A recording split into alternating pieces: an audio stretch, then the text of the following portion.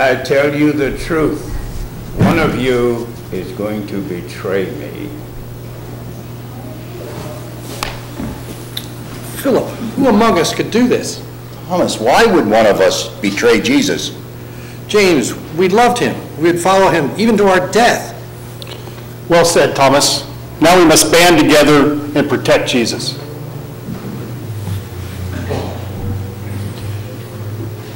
Lord, am I guilty of betrayal? As I doubted you and questioned you, and I was not always among the others? But I loved you. How could that be? I could not betray you.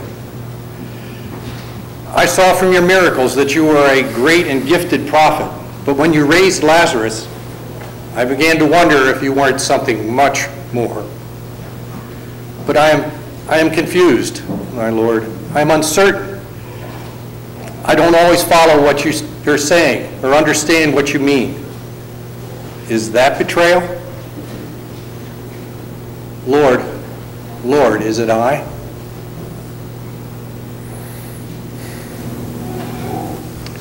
I am uncertain, Jesus. I do not believe that I could betray you. And I believe that you know that too, because you've shown that you know all things. And if you knew that I was going to betray you, then why would you allow me into your inner circle? And why would you choose me to go up the mountain to see that glorious miracle? Did you ask me to tell no one what I saw? And did I betray your trust? I know I've disappointed you, Jesus.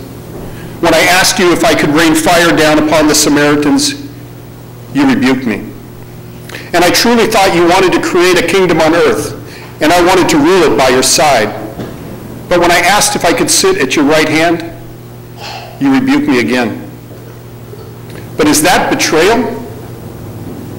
No, my Lord, I could never betray you. When you asked me if I was prepared to drink the cup that you must drink, or receive the baptism that you must receive, I did not understand what you meant. But I will follow you, Jesus, even to my death. Lord, are you saying that I'm guilty? I could never betray you. It would break my heart. From the beginning, I recognized you were the one Moses and the prophets spoke of in the scriptures, the son of Joseph. When you found me, I was the first to whom you uttered the words, "Follow me," and I followed immediately. Then in Galilee, when the crowds followed us, I know you realized that I doubted whether we could feed the multitudes because we lacked money. And you fed 5,000 people, 5,000, with 5 loaves and 2 fish. We came to see, Lord, all we really needed was you. During these years together, I've begun to understand and to believe you are truly the Son of God. I could never betray you. It would break my heart. It couldn't be me, could it?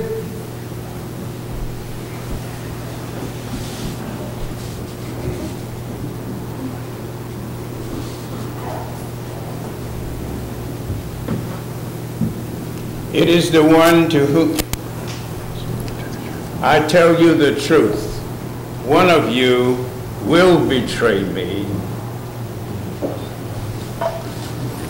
John, this can't be.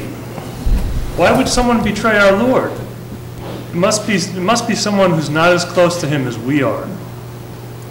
Peter, what's he talking about? What does he mean? Betray to whom? I don't believe that any of us would betray him. I cannot imagine what Jesus means or whom he is talking about.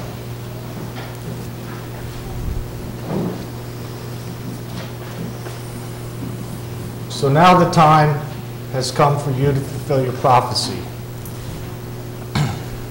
I doubted you at times. I wanted to be a believer. I thought your kingdom to be earthly, but I know now that you have come from God. I saw you raise Jairus' daughter.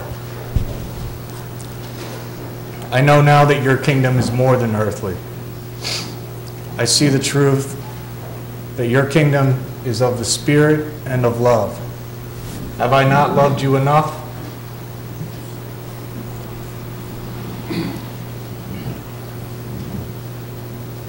Lord, why would someone want to betray you after all the good that you have done?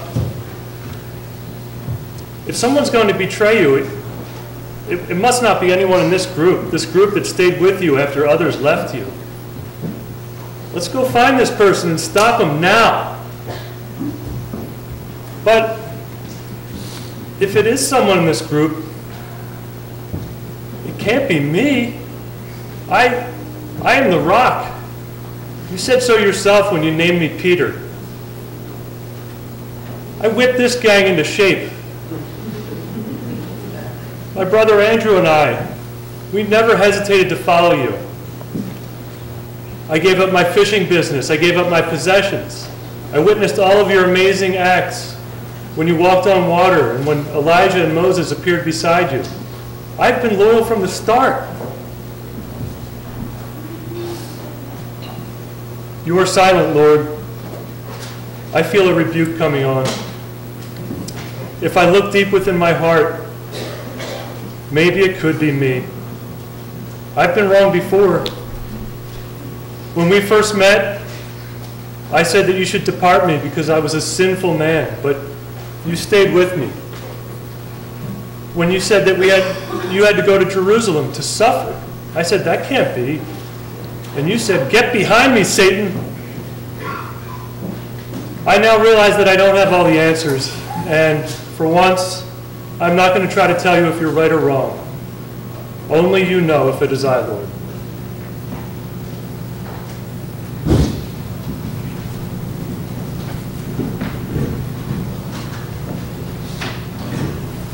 Rabbi, you say one of us is going to betray you. I say it was you who first betrayed me. You chose me to be one of your apostles. You knew my background.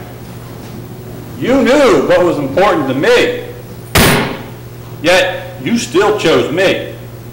You also chose Simon and Thaddeus, other zealots like myself, who wanted nothing more than to have someone lead a revolt against these Romans. And once that was successful, you would have been named King of the Jews. And perhaps I too would have benefited from your success. Along the way, I took notice of the things you did, the feeding of the multitudes, the healing of the sick, and finally, the raising up of Lazarus. At that point, I was convinced that you were the one to lead us.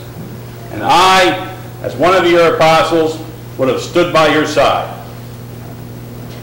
But then you changed.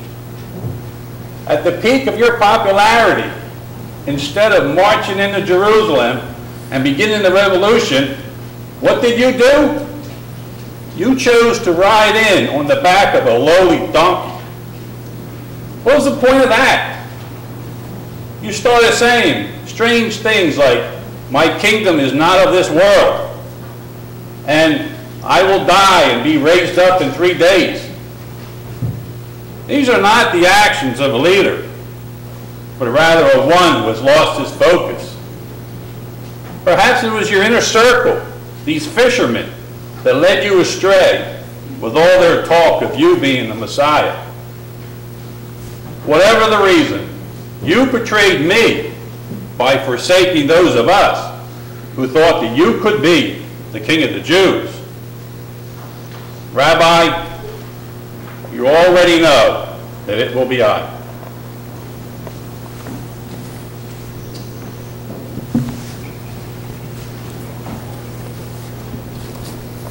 John, ask him which one he means. Lord, who is it?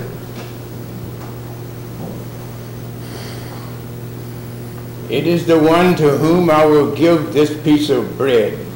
when I have dipped it in the dish.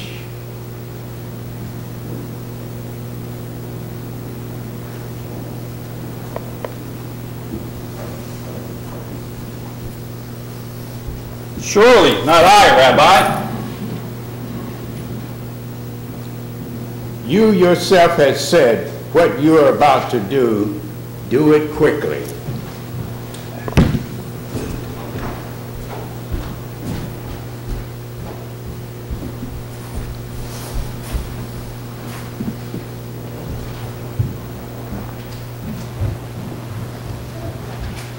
And it was night.